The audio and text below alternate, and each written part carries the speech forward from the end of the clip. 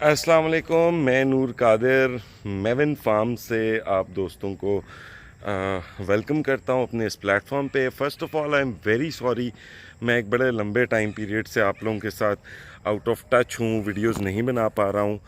लेकिन इस टाइम पे एक नोयत ऐसी क्रिएट हो चुकी कि इसके लिए मुझे आप लोगों के लिए वीडियो बनाना कह लें अर्जेंट हो गया, ज़रूरी हो गया, ताकि मैं ये बड़ा इम्पॉर्टेंट मैसेज है जो आप दोस्तों तक पहुंचाना चाह रहा था। अब इस नोयत में मैं आपको ये टॉपिक जो है इसको एक्सप्लेन करते हुए बेसिकली एक वाक़या सुनाना चाहता हूँ। इस वाक़ये को गौर से अगर आप सुनेंगे और समझेंगे तो आपको सारी कहानी खुद ब खुद ही इसी वाक़ये से समझ आ जाएगी। वाक़या क्या है जी, एक दफ़ा का ज़िक्र है। एक शख्स एक गांव में जाता है जिसके पास एक जंगल मौजूद है। उस जंगल में बहुत सारे बंदर हैं। वो वहाँ के गांव के लोगों को कहता है कि मैं तुम लोगों से बंदर बाय करूँगा, बंदर ख़रीदूँगा, और तुम लोग मुझे एक बंदर के बदले में मैं तुम लोगों को 10 रुपये इनाम दूँगा। लोग बड़े खुश होते हैं, गुर्बत के मारे हुए होते हैं। लोग उसको बंदर इकट्ठा करके देना शुरू कर देते हैं। वो लोगों को 10 रुपये दिए जाता है और बंदर लिए जाता है। एक वक्त आना शुरू होता है कि बंदर थोड़े कम हो जाते हैं, मेहनत ज़्यादा लगना शुरू हो जाती है, तो लोग भी थोड़ा डाउन हो जाते हैं। वो लोगों को दोबारा मोटिवेट करता है। दोबारा मोटिवेट करते हुए वो लोगों को कहता है कि अब की बार मैं तुम लोगों को 20 रुपये दूँगा। फिर दोबारा लोग मेहनत शुरू करते हैं। फिर दोबारा लोग उसके बंदर इकट्ठे करना शुरू करते हैं और उसको सप्लाई प्रोवाइड करते हैं। अल्टीमेटली आहिस्ता आहिस्ता बंदर कम होने शुरू हो जाते हैं और उसकी डिमांड वहीं पे होती है। वो कहता है जी मुझे और बंदर ला के दो।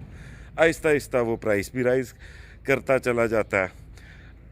इस पूरे सिनेरियो में नोयत यहाँ तक आ जाती है कि जंगल से बंदर ख़त्म हो जाता है और वो ये अनाउंसमेंट करता है कि जी मैं किसी काम के सिलसिले में शहर जा रहा हूँ, अब मुझे आने तक आप बंदर इकट्ठा करें, मेरे से आप 50 रुपये फ़ी बंदर ले लें।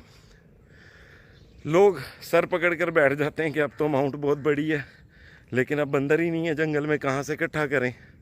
पीछे उसका असिस्टेंट मौजूद होता है। वो कहता है जी मेरे पास वो बंदर है जो तुम लोगों ने इकट्ठा करके दिया हुआ है, तुम लोग ऐसा करो मेरे से वो बंदर 35 रुपये में बाय कर लो, और जब वो आए तो उसको 50 रुपये में बेच दो। लोग अपनी जमा पूंजी इकट्ठी करते हैं बंदरों से कमाए हुए पैसे और अपने पल्ले के पैसे सब कुछ इकट्ठा करते हैं। इकट्ठा करके लोग उस शख्स से 35 रुपये के हिसाब से सारे बंदर ख़रीद लेते हैं। उस दिन के बाद से ना वो शख्स दिखता है, ना वो बंदा वापस आता है जिसने डिमांड क्रिएट की होती है, ना उसका वो असिस्टेंट दिखता है जिसने लोगों को बंदर दिया होता है। वो दोनों पैसा लेके कहीं निकल जाते हैं और जंगल में और गाँव में हर तरफ सिर्फ बंदर ही बंदर दिखते हैं। अब आजकल जो हालातों वाक़यात चल रहे हैं, आप होपफुली थोड़ा सा इस वाक़ये को रिलेट कर पाएँ और थोड़ा सा इस चीज़ को जहन में रखते हुए समझ पाएँ कि आजकल अयाम सिमानी के साथ क्या हो रहा है।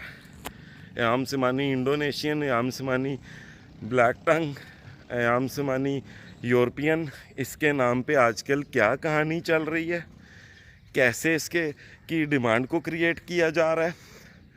कोई ये नहीं सोच रहा कि अल्टीमेटली इतना बर्ड बाय करके एजेंट लोग कहाँ भेज रहे हैं, कहाँ जा रहा है, इसका अल्टीमेट यूजेज किधर हो रहा है।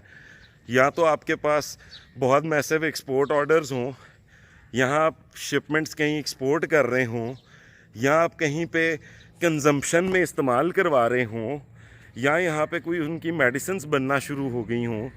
कुछ ऐसा हो रहा हो जहाँ पे इतनी मैस प्रोडक्शन को कंज्यूम किया जा रहा हो, तो फिर तो बातें समझ आती हैं। लेकिन यहाँ पे वही एजेंट हैं बेचने वाले, वही एजेंट हैं ख़रीदने वाले।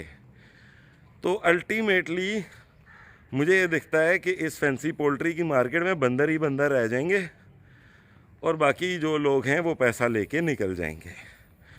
आप इस चीज़ को जहन में रखें कि लोग आपकी लालच का फ़ायदा उठा रहे हैं, और जो अफोर्ड कर सकता है, जिसके पास स्पेयर मनी है, वो इस एक्सपेरिमेंट में घुस जाए, स्टाम्प भी कर ले, सारा कुछ कर ले, मैं नहीं उसको रोकता। लेकिन खुदाया जिस तरह आपने सुसेक्स की दफ़ा, ऑस्ट्रोलॉर्प की दफ़ा अपनी जायदादें बेच के, अपने रिक्शे बेच के, बीवियों के जेवर बेच के पैसा इस फील्ड में लगाया था, खुदा का नाम लें ये काम मत करें। और अब मैं उन लोगों को तो कुछ नहीं कह सकता जिन लोगों ने ये प्रोसेस शुरू किया हुआ है, क्योंकि आपको पता है उसमें एक उनका अगर अंदर किसी के ज़मीर हो ही ना तो आप कैसे उसको जगा सकते हो। लेकिन जिन लोगों की लालच मरवा रही है उन्हें, उनको, या जिनकी ला इल्मी मरवा रही है उनको, मेरा पैगाम है प्लीज़ इस कहानी को समझें, इस किस्से को समझें और आप इस फ्रॉड से बचें। बाकी अपना ख्याल रखें, किसी की दिल आज़ारी हो तो उसके लिए माजरत, मैं किसी को नॉमिनेट नहीं करता, लेकिन सब कोशिश करें इस इंडस्ट्री का भला हो, ना कि हम वक्ती तौर पे जेबें भरें और निकल जाएं। तो बड़ी मेहरबानी, अपना ख्याल रखिएगा। अल्लाह हाफ़िज़।